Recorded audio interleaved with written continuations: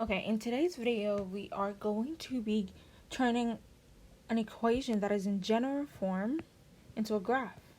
So there's a difference between general and vertex form. So in the previous videos we've learned about vertex form, but now in the next couple of videos we are going to be treating general form. So let's just get straight into an example. Okay, so we are given this equation and we're asked to graph this. The first step that I always like to tell people is to figure out what form the equation is in. So I know that this is in the general form, and every single question I'm going to do today, every example is going to be in the general form, but just in case you're not told, just know what forms they are. Okay, this is general form, and now that we've established that, we're going to move on. The next step is to list out all our terms. So just to recap, our general form is something like this plus C. This is, right, this is our A term because of the A. This is our B term, and this is our C term. So we're going to list out the terms A, B, C. Now, here, there's only two terms, pardon me. In this equation right here, there's only two terms. But, so then how do we know which term is missing? So the way I do it, and I'm pretty sure the way you should do it as well, is just look at the variable. This half here goes with x squared. And what goes with x squared on our equation? It's our 8. This -2 doesn't have any variable in it. B has a variable, but C doesn't. So our C is -2. So when we're coming to fill this in, our A would be a half. Our B would be a 0 because there's no B term. And our C would be a -2. One mistake that a lot of people tend to do is when they don't see a B term, what they do is they cancel out the B. They go in and just say there's no B, so it's not a 0, it's just there's just nothing. So I'm just to go in and just cancel this out. But don't do that. You want to make sure that you are saying that B is 0, and I'm going to get into why. So to graph this, after listing our terms down, the first step after that is to find our vertex. In order to be able to graph this equation, we need to find vertex. I'm going to have the instructions in the description box, so go check that out. Step-by-step instructions. So, and to find the vertex, we have to find x first.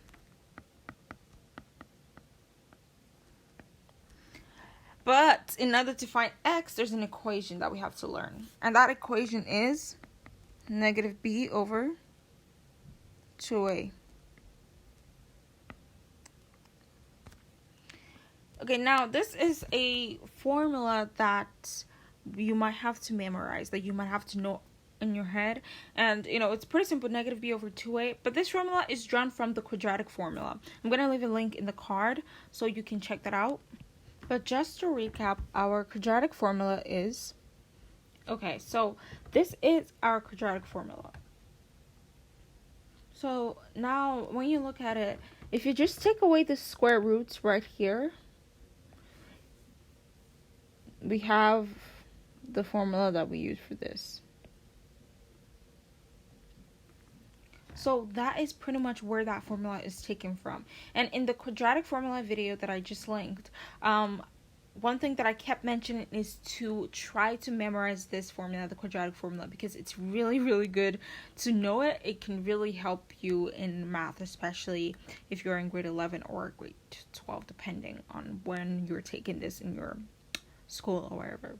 So, to keep going, we know we can find x by doing this. So now, that's why I said we should list out our terms, because now it's just going to be easy to just plug in what x is. So x is going to equal, I'm going to move it to the side here, x is going to equal -0 over 2 multiplied by a half, right? Because b is 0 and a is a half. And now our x is going to be equal to 0. I didn't even need to do the bottom. I already know, because when a 0 is at the top, it becomes a 0. here is why I said you can't just go in and cancel out the b until there's no b, because then this would become so there will be no b on the top, so you just get rid of that b, and then it should just become 2 multiplied by a half, right? So again, that's why, which I think is a 1. So that's different from a 0. X here is a 0 because of the b term that was in there, that was a 0. So we have to keep that in mind. Okay, so now we have our x. I'm just going to change the color here. We're going to have to use this x and plug it into our equation to find our y. So to find y, we're going to take our equation right here, and we're going to put this 0 wherever we see x. So it's going to be y equals half 0 squared minus 2. So now y is going to equal -2, right? Because this is going to be 0, and then this is going to be a 0, and then -2. So y is going to be equal to -2. So our vertex is at 0 and -2. And now we're going to take that and plug it into our graph. But I'm going to figure out other points before we start graphing. Okay, so now we have a point on this graph, which is our vertex. We need to find more points because that will not do. This will not be enough. And so the way to find it is to just let your x be whatever you want it to be. And then you solve for y.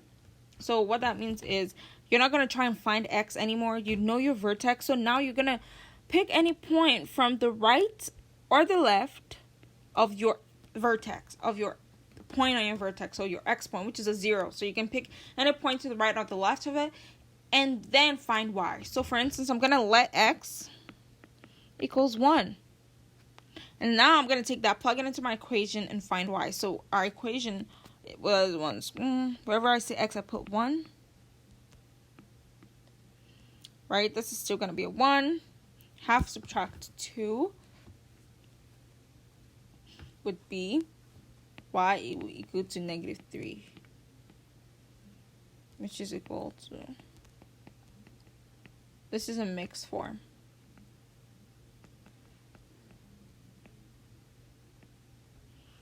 Okay, so now our other point, I'm just going to call this point 1, is going to be, our vertex, we have point 1, we have 1 and -1.5. We need another point as well. So pretty much you need 2 points to the right and then 2 points to the left, depending on what your instructor or your teacher tells you to do. But this is what I know for sure. You need a minimum of 5 complete points on your graph for the graph to be complete. So here we're going to do another one. We're going to let, other than that, we're going to let x equals another number. So we're going to let it equal 2 this time. Again, we're going to do the same thing. Should be y equals a half. We're going to multiply 2 minus 2. Then y is going to equal, this one involved a little more steps, 4 minus 2. And then y is going to equal, it's going to end up being 4 over 2 minus 2, which is going to end up being 0, right? Because it's going to become a 2. So for point 2, when x is a 2, y is 0. So it's 2 and 0. Now you could decide to do it on the left of the graph. So you could decide to do -1 and -2. But there's an easier way to figure out what the last 2 points is going to be. And we're going to use point 1 and point 2 to do that. So we're going to graph, and then I'm going to show you guys how to do that. Okay, so here we have our graph, and we have our point. So we're going to just plug that in. 0 and -2 would be somewhere over here. 1 and -1/2 would be somewhere over here. And 2 and 0 would be over here. So now we can see that we have one side of our parabola filled. Now to find the other 2 points on the other side, instead of going in and saying, oh, let x equal -1, let x equal -2, what we're going to do is we are going to just mirror these 2 points. And so the way I like to think about mirroring would be just count. So you have your vertex, and your vertex is also your axis of symmetry. So if you've not seen the video where I describe the characteristics of a parabola, go check that out so you know what axis of symmetry is. It's right here. This is your axis of symmetry, and this is where you fold your parabola. It's gonna be in the middle point, the half point. So what it is, you're gonna need to know what your axis of symmetry is. And now you're going to move equal spaces on both sides. And what I mean by that is, this is at 1. I'm going to move 1. And I'm here. At this point here. So it means that I'm going to have to move 1 again. And now this is the other point. Okay? For the 2, I'm going to move twice, right? This is 1 loop and 2 before I get to the axis of symmetry. So for the other side, I'm going to loop twice again. 1, 2, and that is our other point. So I'm gonna get rid of the loops. Okay, so now we have our other points. You can then go and say point 3. You can see that it's a negative 1, a negative half, negative 1/2, sorry, and then point 4 would be negative 2 and 0. So that's another way that we can figure out what it is. And if you don't trust me enough, you could go ahead to solve it. But yeah, that's a way to do that. And then we're going to connect our dots. And then we're done with that. I'm going to do one more example to just kind of get into the feelings of this. And then we're going to be done. Okay, so here's another example. We're going to be a little faster this time. So we're going to find our vertex. So we're going to label our terms. Here we have a negative 1/2. Now we have a b term, positive 6, negative 18. We are going to then find our x, so which is equal to negative b over 2a. So we're going to have negative 6 over 2 multiplied negative 1/2.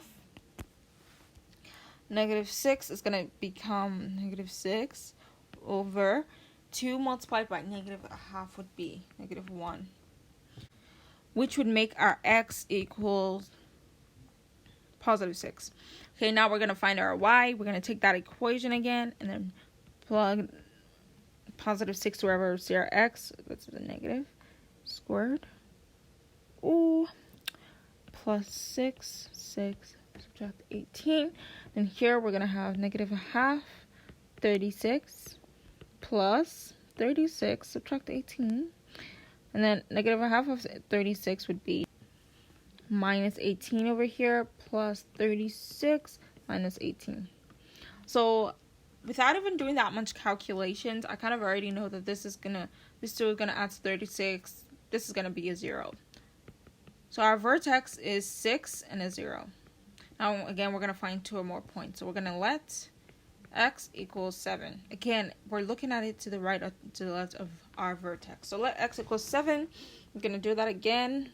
I'm going to put 7 here. 2 plus 6. 7 minus 18. Then we have negative 1/2. We have 49 plus 42. Subtract 18. This would give us negative 24/2. Plus 42 minus 18. We're going to move this stuff up a little bit. This would be minus 0.5. And so our next point, I'm actually going to put the points here. Our next point would be 7 and minus 0.5. We need one more point. And let's go. We're going to do 8. So we're going to let x. We're going to let x equal 8. Now we're going to do that again. Negative 1/2. 8 squared plus 6. 8 minus 18. This is going to be negative 1/2. 64 plus 48 plus minus 18. Okay, so here we have minus 32 plus 48 minus 18. here we have minus 2. So when x, I'm going to reduce that again. We have a point 2 when x is equal to 8, y is equals to negative 2. So now we're going to take that and go graph. Actually, I'm going to graph it on the same page right here. Just do this. Okay, so here we have our graph. First point, 6 and 0. So 3, 4, 5, 6, 0. We have 7 and negative 0.57. Negative 0.5 somewhere around here. And then we have 8 and negative 2. 8 and negative 2, which is somewhere around here. I'm trying to eyeball it here. Now, we can tell that this is going to be a downward parabola, so it's going to be opening down. Again, we're going to do the same thing here. We have our axis of symmetry right here. We're going to loop once. We have a point right here. Then here, we're going to loop twice. Then twice again, and then our point should be somewhere around here. Now, we're going to connect.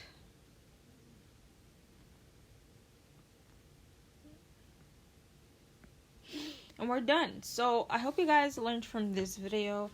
Again, there's going to be instructions down below, so go check them out, and I will see you guys in the next one. Bye.